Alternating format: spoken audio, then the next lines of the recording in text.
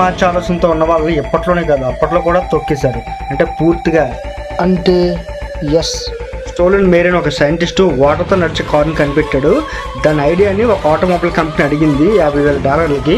ఇవ్వకపోతే ఒక 2 days తర్వాత ఆయన ఒక హోటల్కి వెళ్ళేటప్పుడు హోటల్లో డ్రింక్ తాగి చనిపోయాడు. ఆయన ఎలా చనిపోయాడంటే ఎవరికి తెలియదు. తర్వాత కారు కనిపించలేదు, మనిషి కనిపించలేదు. మన నికోలా టెస్లా ఒక అద్భుతమైన ప్రయోగం చేస్తారు. అదేంటంటే వైర్లెస్ కరెంట్. అది సక్సెస్ కూడా అయింది, కొన్ని అనివార్య కారణాల వల్ల అని అనుకుంటారు, కానీ అది కారణాలు కాదు, ఆప్షన్. ఇటువంటి వాళ్ళు అన్ని ఫ్రీగా కనిపెట్టిస్తే అదాని అంబానీలు ఏమైపోయి పేదలు అయిపోరా.